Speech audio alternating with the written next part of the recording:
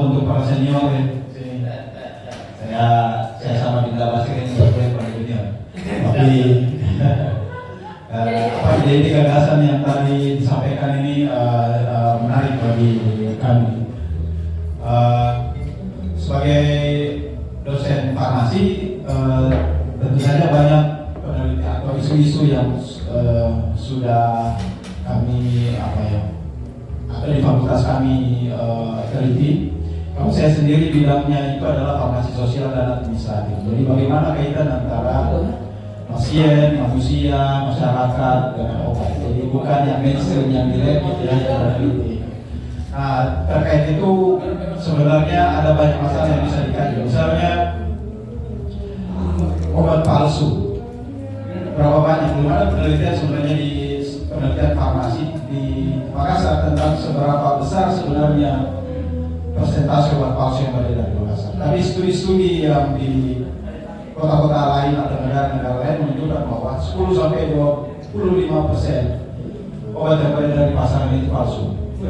Jadi bisa dibayangkan 1 dari 4 ya, misalnya. Obat itu palsu. Dimaksud obat palsu ini adalah obat yang tidak memiliki izin edar atau tidak memiliki bahan baku, atau dia klaim memiliki bahan baku tapi bukan bahan baku yang aslinya, atau ada bahan bakunya tapi tidak sesuai dengan persentase yang seharusnya. Nah itu semua itu yang dimaksud sebagai obat palsu. Ya, obat-obat yang tidak memiliki izin edar yang sengaja dipalsukan memang untuk tujuan ekonomis.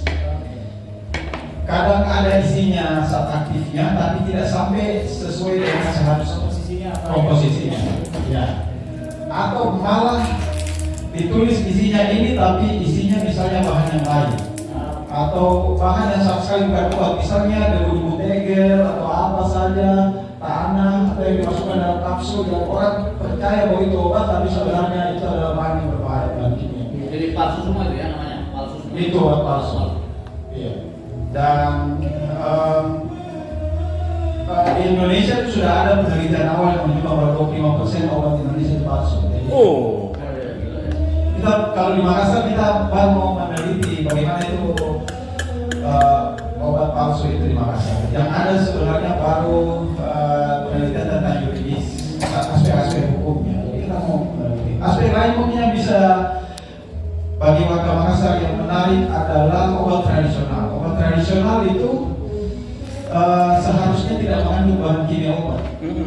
Mungkin banyak dari kita atau keluarga kita, orang di lingkungan kita yang mengkonsumsi obat tradisional, dan karena ini obat tradisional, herbal, asli, alami, maka dia akan pakai terus, dan menurut dia chest pain, misalnya kalau pegelinu dia minum jamu ini itu langsung hilang pegelunya. Padahal temuan Badan POM itu menunjukkan banyak obat-obat yang mengandung misalnya obat kimia dimasukkan dicampur dengan, jadi ada disinformasi ya. Jadi ada disinformasi. Obat tradisional itu seharusnya tidak mengandung zat aktif kimia. Jadi dikasih allopurinol di dalamnya, dikasih paracetamol, ibuprofen.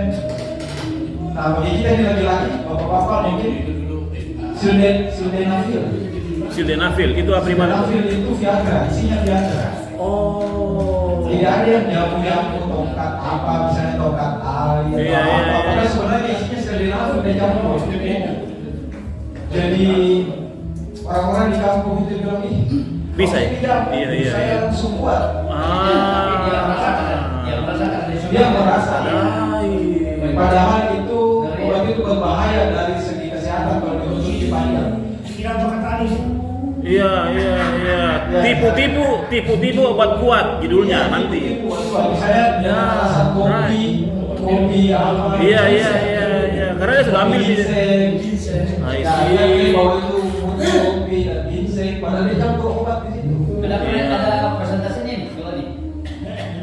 Itu tahun lalu Badan POM dari 1000 lebih sampel 32 jenis produk yang mereka dapatkan bahwa itu mengandung bahan kimia.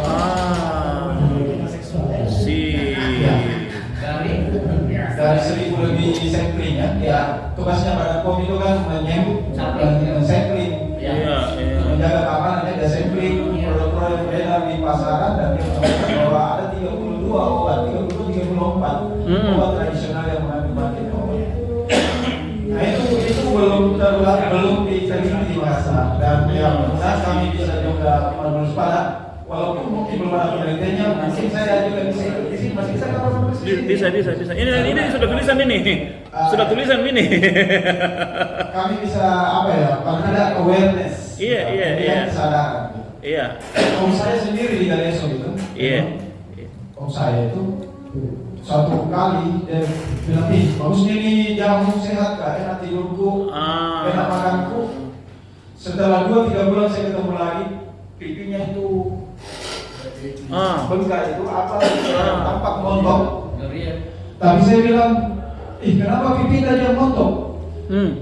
Rupanya itu mengandung, ya yang kami pelajari di farmasi itu mengandung dexamethasone, obat jamu. Oke. Itu Jadi namanya face. Jadi air tertahan di dalam badannya. Jadi orang tampak lebih gemuk ya. Padahal air isinya, air itu kurang yang keluar. Iya. Jadi retensi tertahan di obat air. Sehingga tampak lebih sehat. Padahal dalam jangka panjang, dexamethasone itu bikin osteoporosis, gangguan macam-macam ya. Dia menyerang itu dan itu akibatnya adalah meningkatkan tingkat kesakitan lebih banyak, bahkan kematian obat seperti itu. Itu yang mungkin bisa menjadi perhatian juga atau penelitian yang menarik untuk itu doa saja mungkin Iya, bagi pemakai atau Boleh ya? Right? Tinggal putaran juga. Nah, langsung dapat judul Siswa sehingga ada orang semacam itu. Itu menarik juga tuh. Kami tahu apakah ada tulisan kenapa dia bisa terdisinformasi atau misinformasi ataupun dia nggak dapat informasi yang dia. Apa yang terjadi apa sih?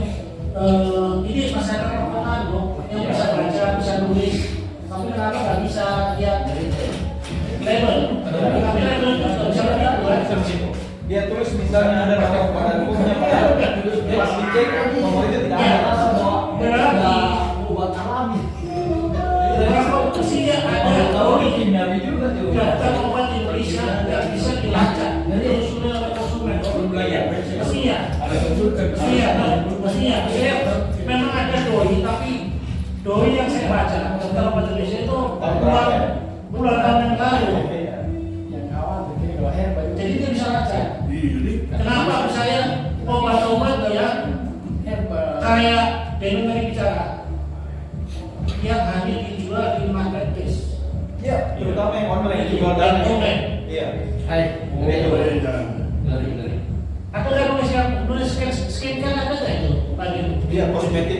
Iya, jadi itu tadi yang awalnya kan itu anak-anak FKM ini itu membaca kecenderungan kalau request obat itu mereka sepertinya begini, ada informasi yang tidak simetris ya tentang nama obat macam-macam dan dia order saja.